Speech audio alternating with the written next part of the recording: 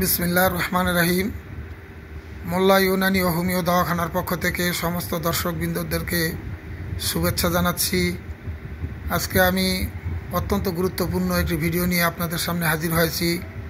আপনারা ভিডিওটা শুরু থেকে শেষ পর্যন্ত দেখলে এর গুরুত্ব বুঝতে পারবেন। আজকে আমি আপনাদের জন্য যেই ফর্মুলা পেশ করতে যাচ্ছি, এটা একটা হালুয়ার ফর্মুলা। এই হালুয়া যদি কেউ 15 দিন খেতে পারেন তাহলে তার শরীরে কোনো যৌন দুর্বলতা থাকবে না। বিগত যত পুরানাই দুর্বলতা হোক না কেন, মাত্র 2 সপ্তাহে এটার ঘাটতি পুরা হয়ে যাবে। তো আমি আপনাদেরকে প্রথম যা যা নিয়েছি সেগুলি পরিচয় করে দিচ্ছি। এরপর আমি বানানোর প্রক্রিয়া আপনাদেরকে জানাবো। এরপরে এটার খোরাক ও সেবন বিধিও বলে দেব। তো প্রথম আপনাদেরকে যে জিনিসটা দেখাবো, এটার নাম হচ্ছে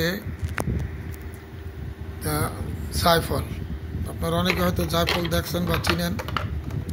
এই হচ্ছে জায়ফল। এই জায়ফল আপনারা নিয়ে নেবেন, যেই পরিমাণ নিতে চান ওই পরিমাণ নিয়ে নেবেন। এরপরে এখানে রাখছি আমি জত্রিক। এটা হচ্ছে জত্রিক, যেটা বিভিন্ন মশলায় লাগে, বিশেষ করে মাছ মাংস পাকাইতে দরকার হয়। এই জত্রিক আপনারা নিয়ে নেবেন। যেই পরিমাণ আপনারা জায়ফল নেবেন ওই পরিমাণ জত্রিক নেবেন। এরপরে আপনারা নেবেন দারচিনি। এই যে এখানে দারচিনি আছে, দারচিনিও আপনারা নিয়ে নেবেন।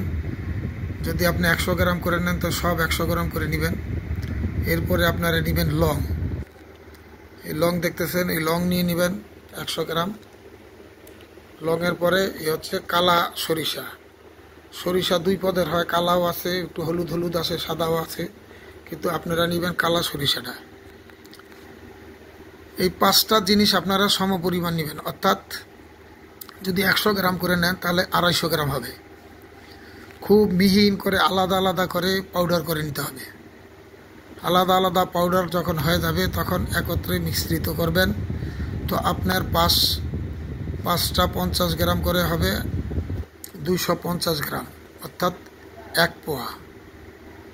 আর আপনারা যখন 1 পোয়া নিয়ে নেবেন তখন 3 গুণ মধু, অর্থাৎ 750 গ্রাম বা মিলি যেটা বলেন, তো 750 মিলিগ্রাম আপনারা মধু নিয়ে নেবেন।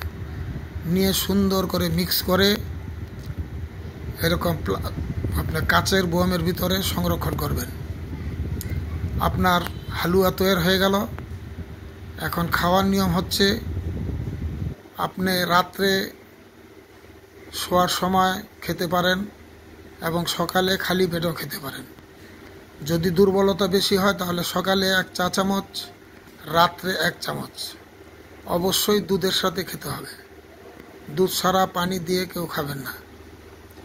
ইনশাআল্লাহ গরুর দুধ হবে, হালকা গরম হবে। 1 চামচের সাথে কমসে কম 1 পোয়া দুধ খাওয়া দরকার। যদি কিছু কম বেশি হয় তো চলে যাবে। তো এইভাবে আপনারা এই হালুয়াটা খাবেন। সামনে শীত আসতেছে, শীতের মধ্যেই আপনারা এটা বেশি ব্যবহার করবেন। কারণ আপনি এখানে যে সমস্ত আইটেমগুলি দেখতেছেন এগুলি সবই গরম। এখানে ঠান্ডা কোনো আইটেম নাই, এবং মধুও গরম। তো এই গরম, সমস্ত কিছু গরম হবে। গরমের সাথে যখন গরম খাওয়া হয় তখন কিছু রিয়াকশন হতে পারে। এজন্য আপনারা শীতের মধ্যে এই হালুয়া খাওয়ার চেষ্টা করবেন। এরপরে যদি কারো বেশি সমস্যা হয় সে সব সময় খেতে পারবে। তো যদি মনে করেন যে না, ভিডিওটা বহুতই দরকার এবং খুবই গুরুত্বপূর্ণ এবং সবার জন্য প্রয়োজন, তাহলে অবশ্যই ভিডিওটাকে লাইক, শেয়ার করবেন, সাবস্ক্রাইব করবেন এবং পরবর্তী আমার সমস্ত ভিডিওগুলি আপনারা সাথে সাথে পাওয়ার জন্য বেল বাটনে প্রেস করবেন। আপনারা এই কাজগুলি করবেন সদকা জারিয়া মনে করে। সদকা জারিয়া ওই নেকিকে বলা হয়, যেটা আপনি মৃত্যুর পরেও আপনার আমল নামায় যোগ হতে থাকবে। তো আজকে আমি এখানেই রাখছি। আসসালামু আলাইকুম।